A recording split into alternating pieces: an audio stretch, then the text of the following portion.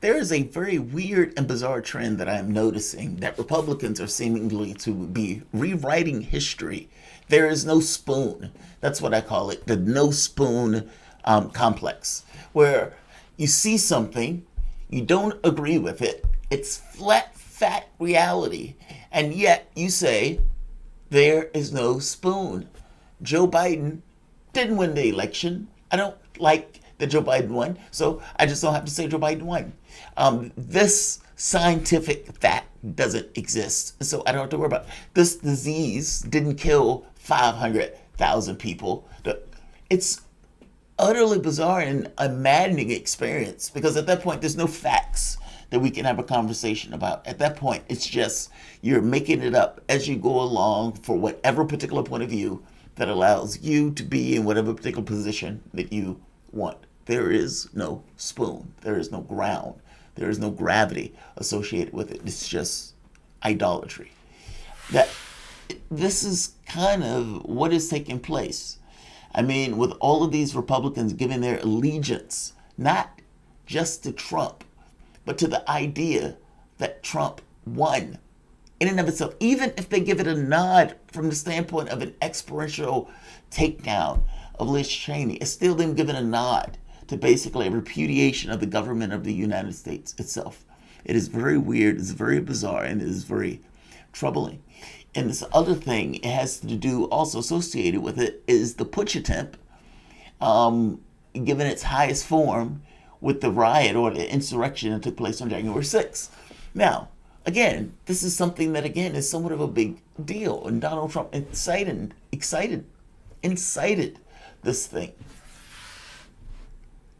The man who basically let the Capitol fall, Christopher Miller, he was acting Secretary of State at the time. And he had the capability of calling the National Guard. He didn't do it. And he didn't call the military. He didn't call the military. Hours pass. He didn't call the military. Somebody still pushes him. And there's still a gap between the time that the military came. Cops were out there fighting bare knuckles, just slugging it out. You don't believe me? Have you seen? Do I have this picture up? I mean, you should see some of these pictures. They're phenomenal. Like when these guys are out there fighting, and so he's the guy, Christopher Miller. That's the guy that made the choice to not do something as the Capitol was basically falling. So, right here, let's hear him first, because I want you to hear what the Republicans are saying after he gets his piece, because they are basically fundamentally rewriting what took place, and it's taking place, like I said, on almost two levels. One, in the context of who won the race itself, and the other one in regards to what happened in January.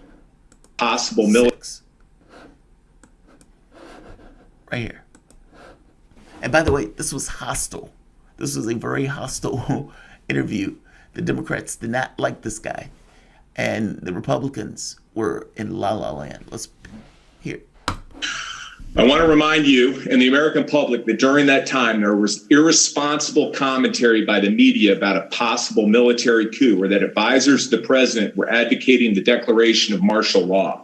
I was also very cognizant of the fears and concerns about the prior use of the military in June 2020 response to protests near the White House. And just before the Electoral College certification, 10 former secretaries of defense signed an op-ed published in the Washington Post warning of the dangers of politicizing and inappropriately using the military. Now, just to hold off for a second, because I wanted to be very clear what he's saying. They're pushing him on this notion of basically, why did you wait so long to intervene? It was clear that the Capitol was falling. It was clear that the police were in dire straits. why did it take you so long to intervene? He's saying, well, I didn't want to use the military because there were concerns that Trump was going to try to overturn the Capitol or the government in a putsch attempt through martial law. And that if people would see the military come out, they would immediately jump to the conclusion that Trump was trying to basically take it all. And he didn't want to give a false impression of a putsch attempt. He said he would have never let it happen, but he didn't even want to give the impression of such. So he just did nothing. Just want to be clear what he's saying. This is astonishing. No such thing was going to occur on my watch. But these concerns and hysteria about them nonetheless factored into my decisions regarding the appropriate and limited use of our armed forces to support civilian law enforcement during electoral college certification. My obligation to the nation was to prevent a constitutional crisis. Historically, military responses to domestic protests have resulted in violations of Americans' civil rights and even, in the case of the Kent State protests of the Vietnam War, tragic deaths. In short, he was hesitant about putting the military in because he didn't want the public to think that there was going to be an attack on the government itself. Like I said, Democrats were hostile towards this guy. So listen to the questioning. This is Representative Stephen Lynch, Democrat from Massachusetts, questioning Miller. For your written testimony for today, this morning, you stated the following about the president's quote: I personally believe his comments encouraged the protesters that day. That was this morning. So this is a very recent reversal of your testimony. absolutely not. That's ridiculous. You're ridiculous. Thank you for your thoughts. I also want to highlight. No, wait a minute. Reclaiming my time.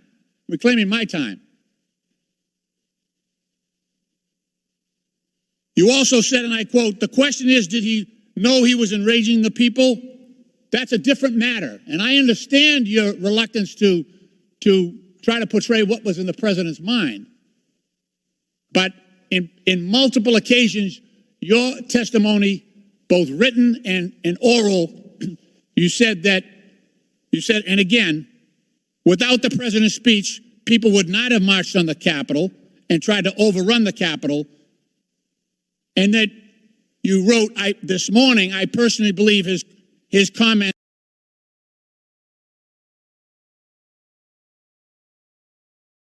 So, yeah, that didn't go well. That was a train wreck.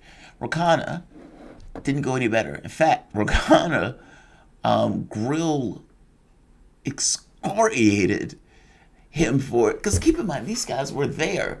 These guys were being shuffled around. They had fear for the first time in God knows how long. There was fear. Oh my God. That was the first time Nancy Pelosi had like blood running through her veins. And so it's like they're pissed off. So let's hear Ro take his piece. Thank you, Madam. Of what is it called? A piece of his hide. Chair. Secretary Miller, I have never been more offended on this committee by a witness statement than yours. You were more concerned about defending your own reputation and justifying your own actions than the sanctity of this Capitol and the sanctity of our democracy. Have you no sense of accountability? No sense of shame? Secretary Miller, I want to ask you today, will you at the very least apologize to the American public for what happened on your watch? I want to highlight the incredible job that the members of our armed forces and the civilians. Secretary Miller, I agree with you about the armed forces. Secretary Miller, it's my time. Your pugnacious style is not going to override the democratic process. Learn to respect it. My question isn't about our troops or our armed forces. Everyone recognizes they're extraordinary. My question is about your incompetence in leading them. Will you apologize to the American public for what happened on your watch? Will you apologize to the troops for what happened on your watch? The Department of Defense and our members of the armed forces performed magnificently on January 6th. Secretary, no one is questioning what they did. By questioning what you did, is it your testimony that you refuse to apologize to the American public for what happened? I stand by every decision I made on January 6th. So you think you did everything perfectly? Just like the president said he did everything perfectly in his calls. Is that your testimony? You did everything perfectly, no mistakes? I want to highlight again that the armed forces should only be used for domestic law enforcement. Is it your testimony that you did everything perfectly? Is that your view? I am the most critical person. I'm a career special operator. So clearly, Rokana is not the video. He's like yelling at the guy. I can't imagine. Like, he's like, you did everything perfect. You did everything perfect. And he's like, our people did an amazing job. Nobody said the people didn't do an amazing job. We're talking about you. We're talking about you. So he's basically going after the guy. They're not finished. There's more. Rokana reclaiming his time. Rokana's reclaiming his time. Let's hear Rokana President Trump. Finish reclaiming his time. Did you? The video was awesome. You or anyone in your office ever try to get a hold of President Trump on January 6th? I did not. I had no idea about others in my office. Did anyone in your office in the Department of Defense try to get a hold of the president? Not that I'm aware of. You testified that things are like a video game, aren't like a video game, and that we can't quickly move troops. What explains the 36-minute delay from when you ordered the National Guard to that order being received? What explains 36 minutes? What 36 minutes are you referring to? Before the order was understood, you ordered the authorization, and 36 minutes later, are you not aware of that timeline? And everyone in the country is aware that it took 36 minutes. What explains that delay? I have seen so many timelines and inaccurate information. So you were in charge of the whole department. Senator Blunt has questioned in a hearing that every American watched why it took 36 minutes. And you don't know that it took 36 minutes before you authorized something for it to actually be implemented? What 36 minutes again are you referring to? At 3 o'clock, you gave the order. It's unbelievable. How can you talk about this being doing everything perfect when you're not even aware of the 36 minutes that took place before you were? Historians and members still argue about who landed where and when on June 6, 1944. This is not arguing about who landed when and where. It's saying, here's what happened. You said, okay, the National Guard should go out. It took 36 minutes before that order was implemented.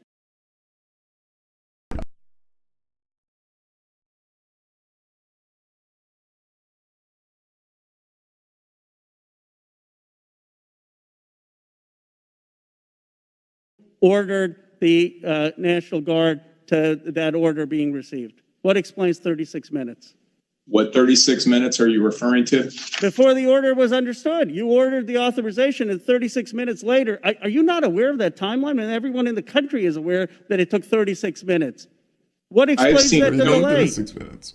I have seen so many timelines and inaccurate information. So you were in charge of the whole department. Senator Blunt has questioned in a hearing that every American watched why it took 36 minutes. And you don't know that it took 36 minutes before you authorized something for it to actually be implemented? What 36 minutes again are you referring to? At 3 o'clock, you gave the order. It's unbelievable. How can you talk about this being doing everything perfect when you're not even aware of the 36 minutes that took place before you were? Historians and members still argue about who landed where and when on June 6, 1944. This is not arguing about who landed when and where. It's saying, here's what happened. You said, okay, the National Guard should go out. It took 36 minutes before that order was implemented. And you're saying you didn't know that it took 36 minutes? Senators know. Congress people know. Every journalist knows. And you, who made the order, doesn't know? That's worse than if you knew and would explain why it didn't happen. And then you're here telling us that everything happened perfectly and you're not willing to apologize? And the goal to hide behind our troops, who are extraordinarily honorable, it's you who's let them down. I can't believe we have someone like you in that role, had someone like you. And your whole testimony is no reflection.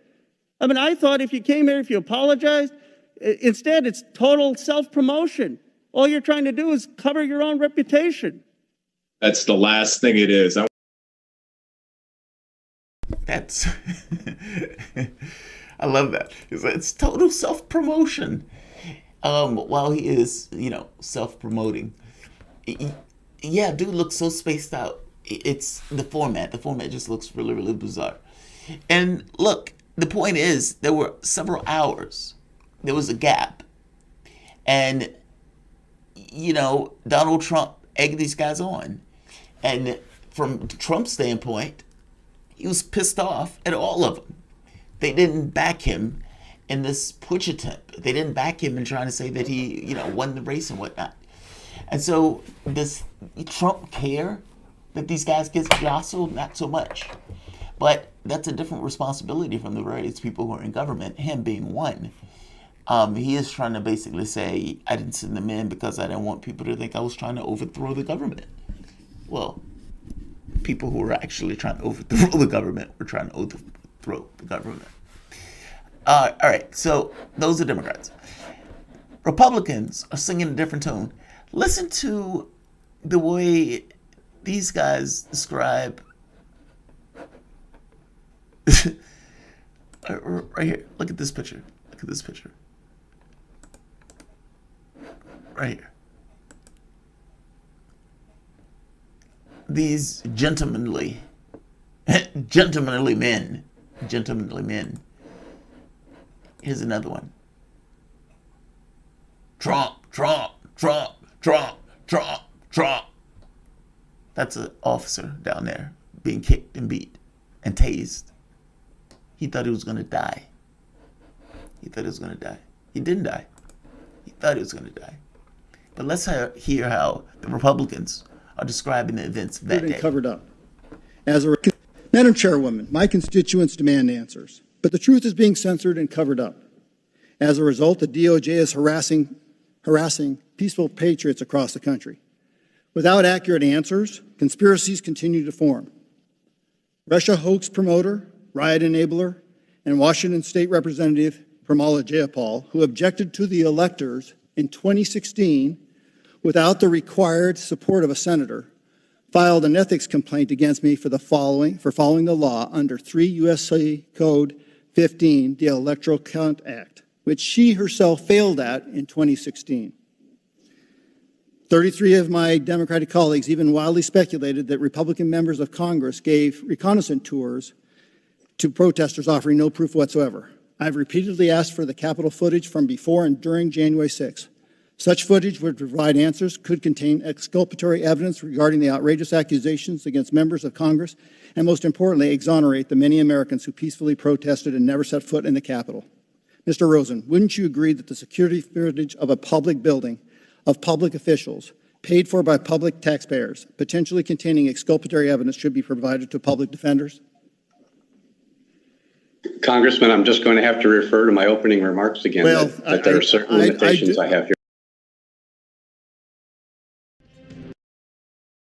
Notice his language, peaceful patriots. Peaceful patriots. I love that, peaceful patriots. And, this is him fighting for the insurrectionists.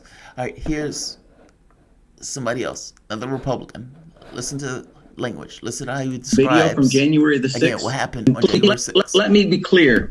There was no insurrection, and to call it an insurrection, in my opinion, is a bold-faced lie. Watching the TV footage of those who entered the Capitol and walked through Statuary Hall showed people in an orderly fashion staying between the stanchions and ropes taking videos and pictures. If you didn't know the TV footage was a video from January the 6th, you would actually think it was a normal tourist visit. Let me be clear. You would think it was a normal tourist visit. That's what it looked like. If you didn't know any better, and you were just watching it, you would think it was a normal tourist visit. All of those guys ramming themselves, attacking various people. Here's another guy. Now this one His attitude is the insurrectionists were the victims.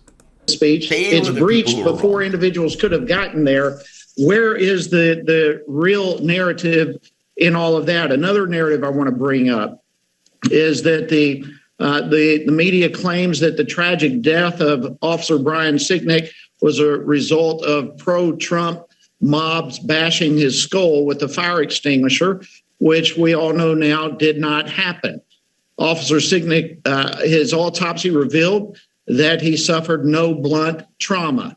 In fact, his mother has since come out saying he died of a stroke. In fact, it was Trump supporters who lost their lives that day, not Trump supporters who were taking the lives of others. You go down the list here. Ashley Babbitt was shot and killed by a Capitol Police officer. Kevin Greason suffered a heart attack. Roseanne Boylan reportedly was crushed by rioters. And Benjamin Phillips died of a stroke. So the narrative needs to be cleared up. The truth matters. So wait. Rioters. You mean the people who they were with? They were crushed by the people who they were with? So the Trump supporters end up killing one of the other Trump supporters? That sounds pretty violent to me. You're actually creating this kind of weird separation between rioters and the Trump supporters, even though they were the rioters. And it's like they're the victims. The people who are raiding the Capitol and ramming themselves in and fighting the cops and fisticuffs with the cops. Those were the people who were the wronged party. The reality of what took place on January 6th is this. This video is of the cop that they got their hands on and they caught and they pulled him away from his flock and they beat him, kicked him, tased him, beat him with his own flag. He thought his life was over with. He even at one point says, I have kids, trying to get them to save him just for the sake of his own children. But sure, ordinary tourists. Let's take a look. Don Lemon is the guy for this. It's not Don Lemon will get there and just cry. He'll be like, it's so sad, it's so sad. All right, Don, do you think? CNN has obtained stunning video of that you've been here. This is approximately as one of.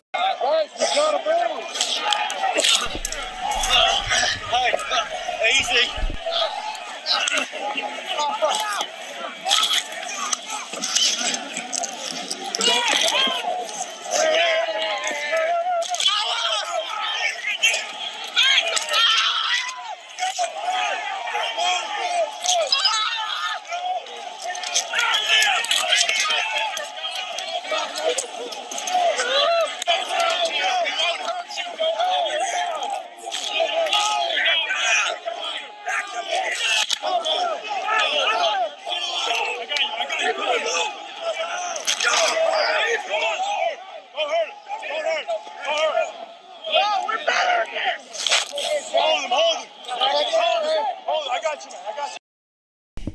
I want to stop for a second. If somebody screams, don't hurt him. Oh, low bar, but good job. And somebody sounds like says we're better than them. Well, the point being, we're better than, I suppose, that they hurt them or something. I'm not sure what's going on with that. Also, the courage that is necessary to get out there and go toe-to-toe with cops. Just mano a mano. Now, they didn't give the cops firearms, so the cops didn't have lethal force. And so the only thing the cops could do was this game, what's the game? Fist of Fury or whatever. And many of those cops got injured. A lot of those cops got injured. And it's just so happened that this cat got pulled away. Yes, that was him. Screaming like a bitch.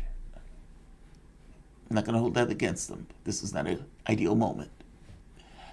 You can see the "Don't Tread on Me" shirt fading into the blackness of the screen as he's dragged away. This is a brutal, brutal scene. This is not ordinary gentleman. You also get the point of view of him looking up, where you can see all of the Trumpers and everything else. I mean, it's a wild scene. Look at this for a moment. Let's go back on this. All right, right here.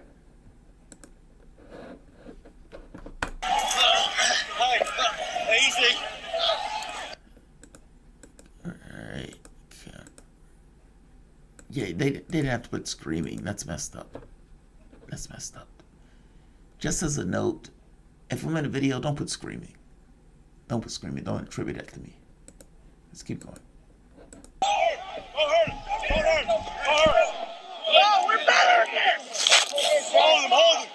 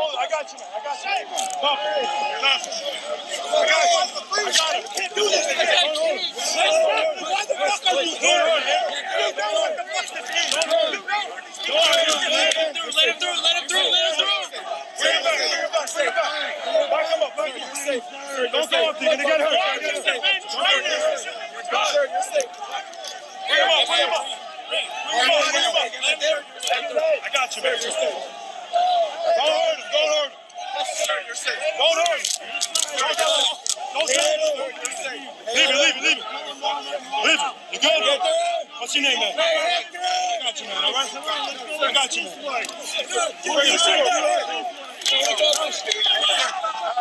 you want to go? Which way do you want to go? Back inside. You want to go back inside? Back way! Back way! Back way!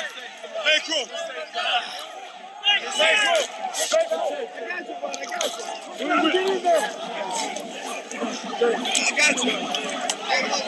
No, where we bringing? Totally normal day. Just a total normal day. That's all this is. They're just think, all of those Republicans, let's say you're looking at the world in subjective terms. Okay, fair enough. And in the context of those subjective terms, wait a minute.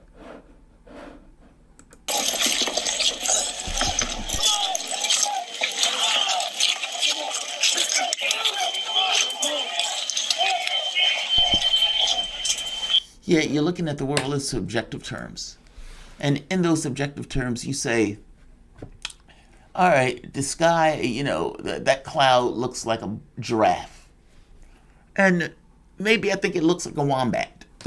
And we can haggle over whether it looks more like a giraffe and a wombat.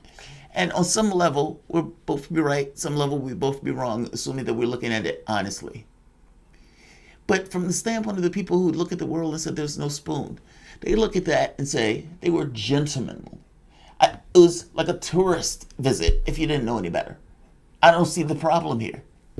I tell you this, that cop that just got the shit kicked out of him, he definitely did not think they were tourists. Under normal circumstances, tourists aren't beating the shit out of cops. And in this situation, that's exactly what they were doing. He got tased, he got beat. He said, I have kids. Somebody says, I don't care about your fucking kids.